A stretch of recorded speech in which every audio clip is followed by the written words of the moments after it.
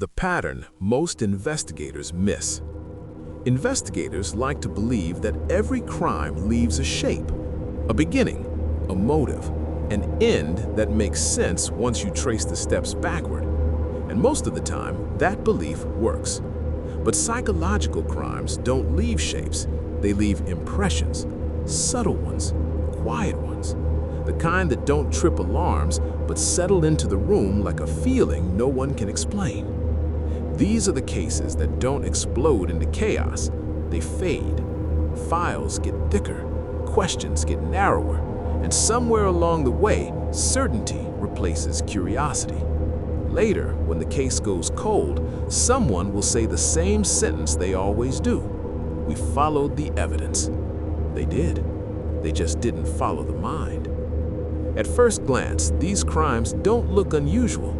A disappearance where the door is locked from the inside, a confession that sounds sincere yet feels rehearsed, a suspect who behaves correctly, too correctly. Each case viewed alone feels like an exception, but when you place them side by side, across years, across borders, something unsettling begins to emerge, a repeating psychological pattern, one that hides not in what people do, but in how others interpret it. The crime scene is often quiet, nothing overturned, nothing broken, no sign of panic. Investigators walk through, taking notes, cataloging absence as carefully as presence, and almost immediately, a story begins to form, not officially, mentally. A likely explanation, a reasonable sequence of events, a version of reality that feels comfortable. That comfort is the first warning sign. In psychological crimes, the offender often arrives before the investigators do. Not physically, narratively. They introduce the explanation early. They frame the event before questions can sharpen. They present themselves as cooperative, confused, concerned, helpful. And it works, because the human brain is not built to remain uncertain for long. When a story feels complete, the mind relaxes. It stops searching. Investigators call this cooperation. Psychology calls it narrative control. There's a moment in many of these cases, rarely documented but often remembered. A detective feels something is off. Not enough to act on, not enough to challenge, just enough to notice. The tone is wrong. The emotion doesn't match the moment. The reactions feel placed, not spontaneous, but there is no evidence for a feeling, so the feeling is ignored, and the investigation moves forward on rails already laid. Psychological offenders rarely appear nervous. They appear aligned. They say what is expected. They react how guilt is supposed to look. They perform grief, confusion, or shock within acceptable boundaries, and when they deviate, they do it subtly, too calm when fear should erupt, too distressed before loss is confirmed, too articulate when emotion should disrupt speech. These inversions are noted, then rationalized. Trauma affects people differently. Everyone reacts in their own way, and that's true. But across these cases, the same inversions appear again and again and again, not randomly, predictably. The investigation continues. Timelines are built. Witnesses are interviewed. Evidence is logged. Everything works, except the behavior. And because behavior is subjective, it becomes secondary. That is the mistake. Because psychological crimes are not about action. They are about perception. They succeed not by hiding evidence, but by shaping how evidence is understood. Here is what most investigators are not trained to ask. Who benefits from this interpretation? Who introduced this version of events? And why does everyone feel strangely comfortable agreeing on it? Instead, the focus remains on consistency. Does the story stay the same? Does the suspect cooperate? Does the timeline hold? Psychological offenders don't contradict themselves. They anchor others. Sometimes the file contains quiet clues, a note from an officer, something feels off. A witness statement, I can't explain it, but a detective's comment buried in a report. Cooperative, but unsettling. These are treated as noise. They shouldn't be, because when mapped across cases, these impressions form a pattern of manipulation that doesn't leave marks on the body, only on judgment. This is why these crimes linger, why intelligent investigators miss them, why experience doesn't always protect against them. The more confident the investigator, the more vulnerable they become to a story that feels complete. Because certainty feels like control, and psychological offenders understand that better than anyone. By the time doubt returns, it's too late. The narrative is set, the assumptions are locked in, and every new piece of evidence is forced to fit a story that was written before the truth arrived. The case doesn't fail loudly, it fails quietly. Now we'll go further into that failure. We'll look at how psychological offenders exploit cognitive shortcuts, why smart people, trained people, are often the easiest to mislead, and the precise moment when investigations don't collapse, they simply stop questioning.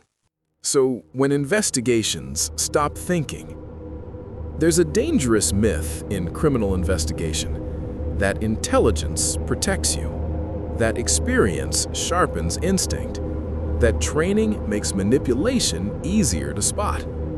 In psychological crimes, the opposite is often true. The smarter the investigator, the faster the trap closes. Because these crimes do not attack ignorance, they exploit confidence. Once a narrative is accepted, the mind doesn't abandon it easily. Every new detail is filtered through what already makes sense. Evidence that fits is remembered. Evidence that doesn't is questioned, delayed, deprioritized.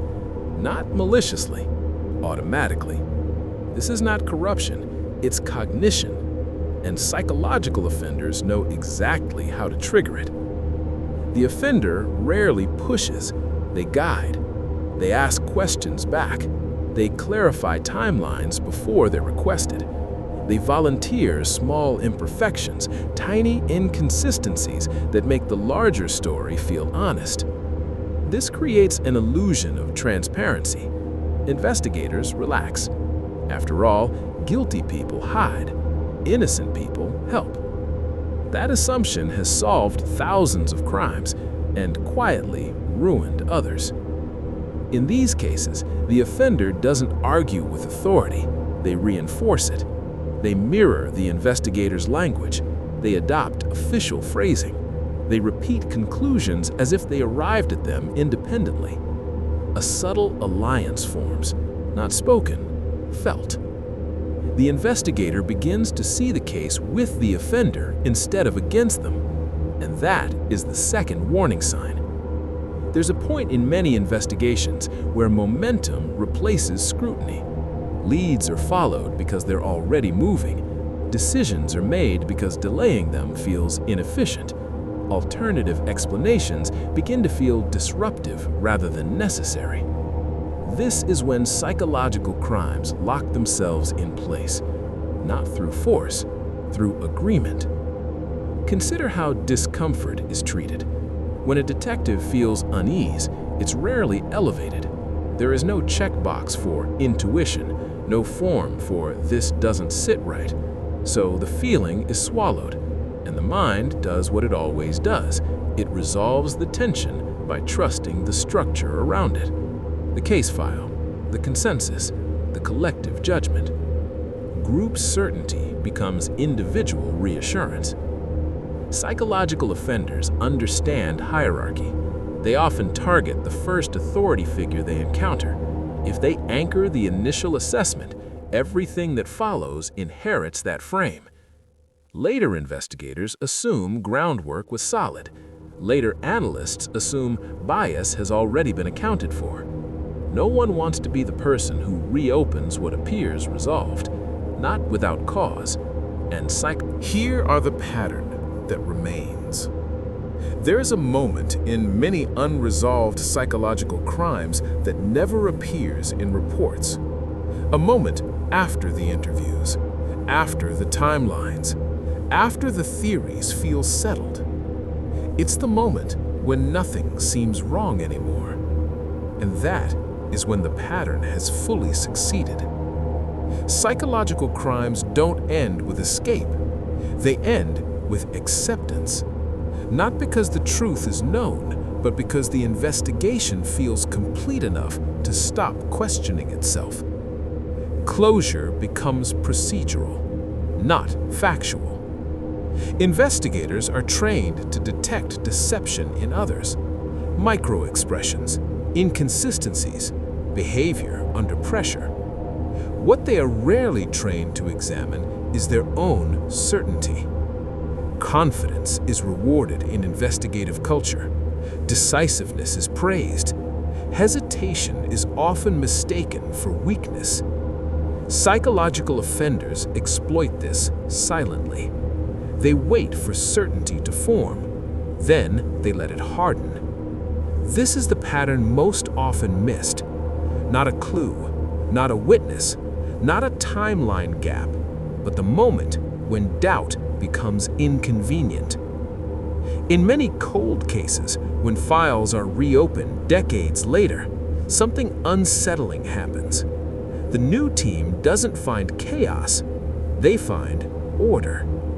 Everything labeled, everything explained, everything justified. The case didn't fail because it lacked logic. It failed because it had too much. Psychological crimes thrive inside systems that work. They rely on predictability, on routine, on trust between professionals. They don't attack the cracks in institutions. They hide in their strengths. This is why some offenders are never